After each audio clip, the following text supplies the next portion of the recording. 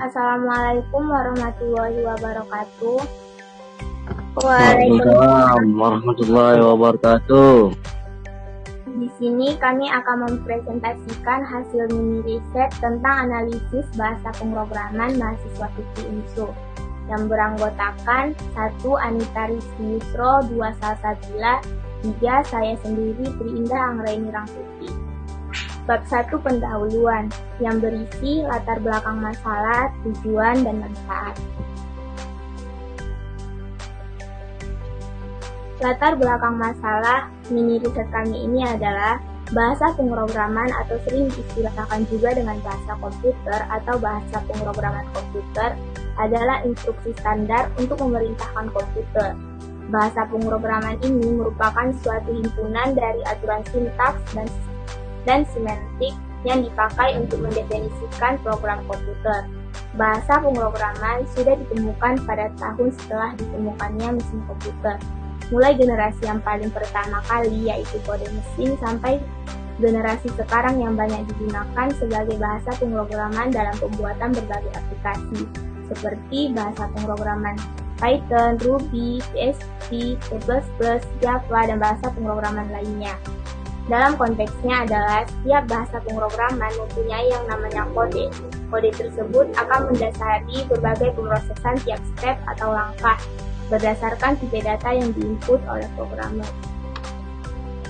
Tujuan mini riset ini adalah untuk mengetahui fenomena yang terjadi di kalangan mahasiswa FIKI UNSU dalam menggunakan bahasa pemrograman dan bahasa pemrograman mana saja yang mereka sukai.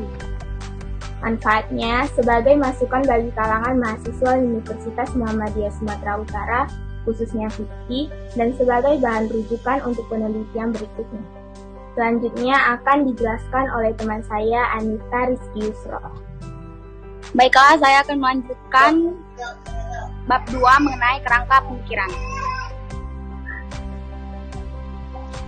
Dari kerangka pemikiran mengenai penggunaan bahasa pemrograman mahasiswa FIKI UNSU, meneliti bahwa bahasa pemrograman apa saja yang telah digunakan oleh mahasiswa FIKI UNSU dan yang mereka sukai, serta bahasa pemrograman yang mudah dan sulit dimengerti. Bahasa pemrogramannya terdiri dari Python, Ruby, PHP, C++, dan Java. Penelitian ini bersifat kualitatif, yaitu penelitian dilakukan melalui kuesioner untuk mendapatkan data-data yang diperlukan tentang penggunaan bahasa pemrograman. Selain itu, tim juga akan melaporkan pengertian bahasa pemrograman, generasi bahasa pemrograman, macam-macam bahasa pemrograman, fungsi serta struktur bahasa pemrograman. Selanjutnya bab 3 mengenai metode pelaksanaan, yang terdiri dari jenis penelitian, lokasi dan waktu penelitian, subjek penelitian, pengumpulan data, dan hasil penelitian. Jenis penelitian ini bersifat kualitatif dengan menggunakan metode yang bersifat deskriptif analisis. Penelitian ini menggunakan kuesioner dari Google Form. Lokasi dan waktu pelaksanaan. Lokasi penelitian dilakukan secara online melalui WA Group dengan membagikan Google Form. Waktu penelitian berlangsung pada tanggal 14 sampai tanggal 25 Desember 2021. Subjek dalam penelitian ini adalah mahasiswa FIKI UNSU yang berjumlah 30 mahasiswa. Selanjutnya pengumpulan data. Metode pengumpulan data yaitu dengan membagikan kuesioner sebanyak 10 soal kepada 30 mahasiswa FIKI UNSU. Hasil penelitian. 1. Menurut kamu, apakah mempelajari bahasa pemrograman itu penting? 100% mahasiswa menjawab ya. Mengapa ya atau tidak? Jadi dapat disimpulkan bahwa mempelajari bahasa pemrograman itu penting karena bahasa pemrograman merupakan media komunikasi antara manusia dan komputer. Manusia dapat memerintahkan mesin secara spesifik apa yang harus dilakukan lewat bahasa pemrograman tersebut. Menurut pendapatmu, manakah yang lebih penting kita lakukan? 60% mahasiswa menjawab lebih penting mempelajari banyak bahasa pemrograman tanpa menguasai di antara bahasa pemrograman yang lain. 40% menjawab lebih penting menguasai satu bahasa pemrograman tanpa mempelajari bahasa pemrograman yang lain.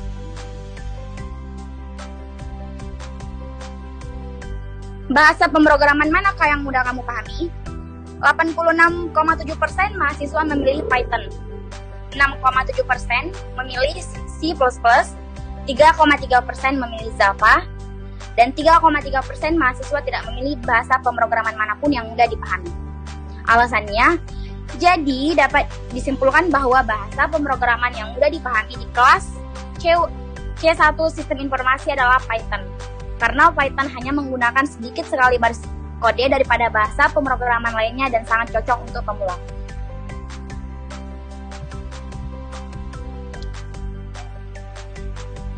Bahasa pemrograman manakah yang sulit kamu pahami?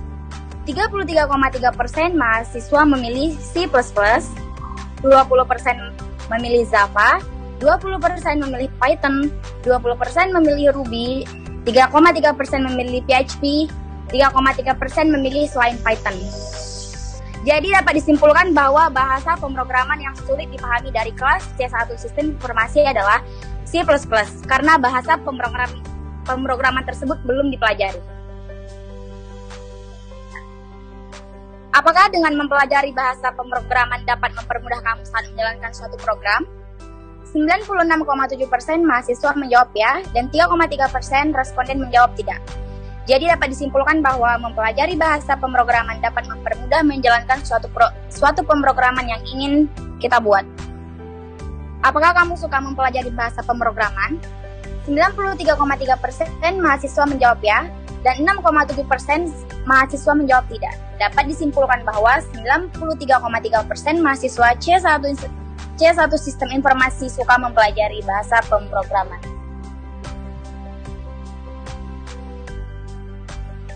Bagaimana tanggapanmu mempelajari bahasa pemrograman? 60% mahasiswa menjawab mudah dan 40% menjawab sulit. Jadi dapat disimpulkan bahwa mempelajari bahasa pemrograman itu mudah. Hanya saja kita harus memahami setiap bahasa pemrograman yang akan dijalankan. Selanjutnya akan dibacakan oleh teman saya Salsabila.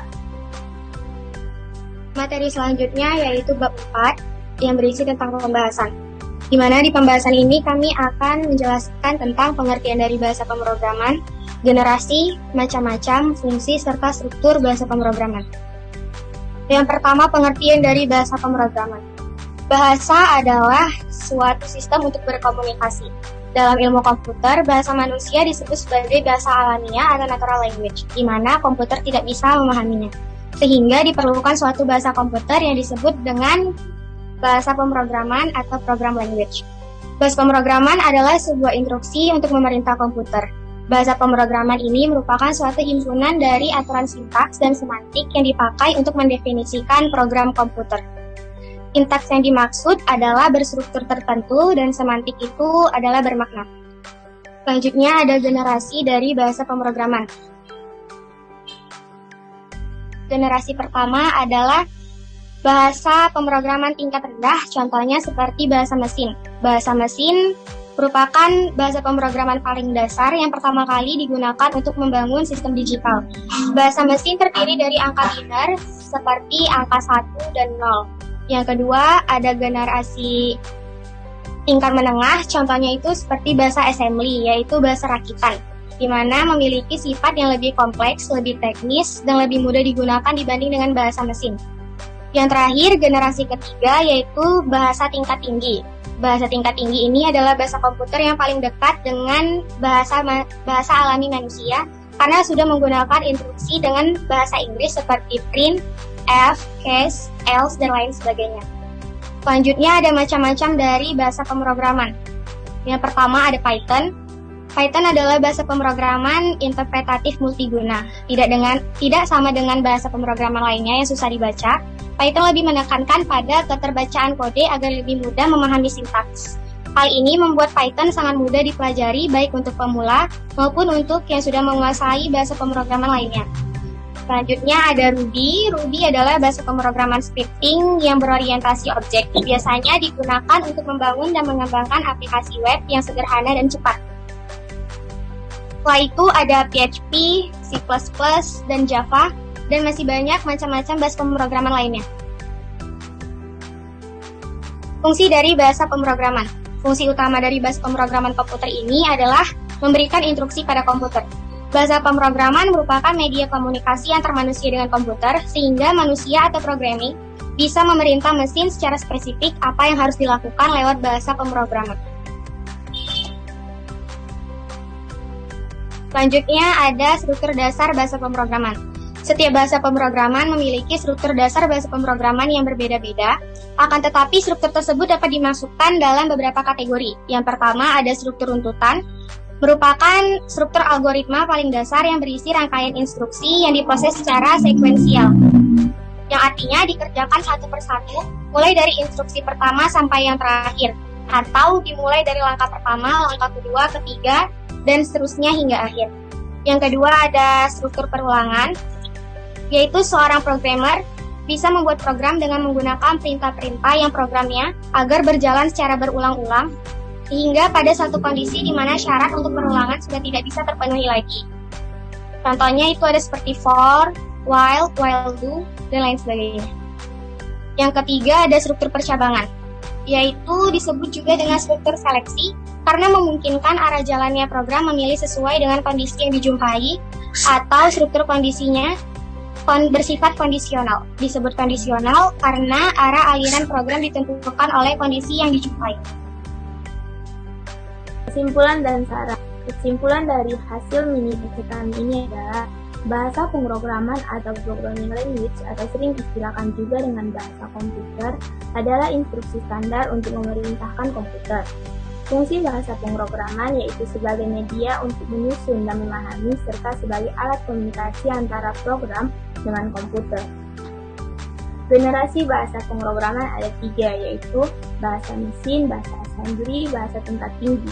Macam-macam bahasa pemrograman yaitu Python, Ruby, PHP, C++, Java, dan masih banyak lagi. Struktur dasar pemrograman ada runtutan, perulangan, dan percabangan. Dari hasil penelitian kami di UMSU, maka mendapatkan hasil 100% mahasiswa menyatakan bahwa bahasa pemrograman penting untuk dipelajari. Alasannya karena bahasa pemrograman merupakan media komunikasi antara manusia dan komputer. 2. 86,7% mahasiswa memilih Python, 6,7% memilih C++, 3,3% memilih Java sebagai bahasa pemrograman yang mudah dipahami, dan 3,3% mahasiswa tidak memilih bahasa pemrograman manapun yang mudah dipahami. 3. Untuk bahasa pemrograman yang sulit dipahami, 33,4% mahasiswa memilih C++, 20% memilih Java, 3,3% memilih PHP, 20% memilih Python, 3,3% memilih selain Python, dan 20% memilih Ruby. Keempat, 60% mahasiswa menganggap bahwa pemrograman mudah untuk dipelajari dan 40% memilih sulit untuk dipelajari. Kan dari hasil mini riset kami ini adalah pelajari macam-macam bahasa pemrograman dan cara menjalankannya. Gunakan bahasa pemrograman yang mudah dimengerti sehingga program yang dihasilkan sesuai dengan keinginan, terutama bagi pemula. Kembangkanlah segala kekurangan yang masih ditemui pada diri kita. Demikian hasil presentasi kami. Apakah ada yang ingin ditanyakan?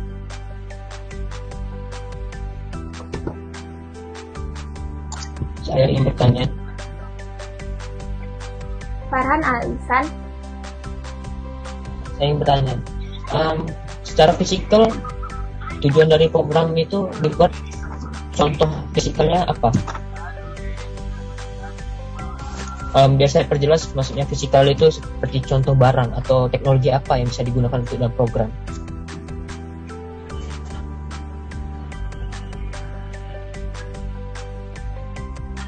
Abdoli. Izin, saya mau bertanya juga nih. Apa contoh bahasa pemrograman tingkat tinggi? Coba jelaskan lebih detail. Alvin Juanda. Saya mau nanya ini, adakah fungsi dari bahasa pemrograman selain yang telah kalian sebutkan tadi? Dan itu aja. Baik, kami akan menjawab pertanyaan dari Abdoli yang dijawab oleh teman saya Anita Rizky Yusuf. Baiklah, saya akan menjawab pertanyaan dari saudara Afdoli Akbar. Apa contoh bahasa pemrograman tingkat tinggi? Dalam pembahasan kami itu, bahasa pemrograman yang dibuat cuma 5, yaitu Python, Ruby, PHP, C++, dan Java. Jadi dalam pembahasan bahasa pemrograman tingkat tingginya yaitu cuman ada 3, yaitu Python, C++, dan Java. Ada 3. Ya, terima kasih. Akan menjawab pertanyaan dari Farhan Al-Ihsan. Fungsi dari bahasa pemrograman yaitu sebagai media pengembangan sistem. Contohnya itu seperti pembuatan website, aplikasi toko online, dan aplikasi seperti membuat transportasi online. Selanjutnya itu adalah memerintah komputer untuk mengolah data sesuai dengan alat berpikir yang kita inginkan. Contohnya itu adalah program yang digunakan oleh kasir mall atau swalayan, dan lain sebagainya. Contoh lainnya itu bisa juga untuk membuat program untuk mencari nilai maksimum dan minimum. Bisa juga finbonisasi dengan rekursif atau menghitung perpangkatan. Jadi seperti itu contoh dari penerapan bahasa pemrograman. Ya? Oke, terima kasih atas jawabannya. Saya akan menjawab pertanyaan dari Alvin. Pertanyaannya, apakah fungsi bahasa pemrograman selain yang telah disebutkan tadi? Selain pada slide ini, fungsi bahasa pemrograman sangat banyak sekali, seperti bahasa pemrograman komputer berfungsi sebagai media pengembangan sistem. Dengan adanya bahasa pemrograman, berbagai aplikasi yang membantu kehidupan mahasiswa bisa dikembangkan. Kedua, bahasa pemrograman komputer juga dapat membantu manusia untuk melakukan pekerjaan dengan lebih presisi. Ketiga, bahasa pemrograman berfungsi memerintah komputer untuk mengolah data sesuai dengan alat berpikir yang kita inginkan. Keempat, bahasa pemrograman berfungsi sebagai media untuk menyusun dan memahami serta sebagai alat komunikasi antara pemrogram dengan komputer. Apakah ada yang kurang? Gak ada. Terima kasih ya jawabannya. Pertanyaan terakhir dari si Fauzan, pertanyaannya yaitu, apakah setiap fungsi bahasa pemrograman itu berbeda-beda? Jawabannya adalah setiap bahasa pemrograman itu memiliki fungsi yang berbeda-beda. Tetapi dalam lingkup besarnya itu sebenarnya sama. Perbedaannya itu adanya di kebutuhan masing-masing. Misalnya Ruby dan JavaScript itu biasanya untuk pembuatan web, aplikasi, dan lain sebagainya. Sedangkan C++ itu biasanya digunakan untuk masalah keuangan karena keamanannya. Dan Python biasanya digunakan untuk analisis statistika. Apakah sudah jelas, Fauzan? Udah. Baik, demikian hasil presentasi kami mengenai analisis bahasa pemrograman mahasiswa FIKI. Kami ucapkan terima kasih.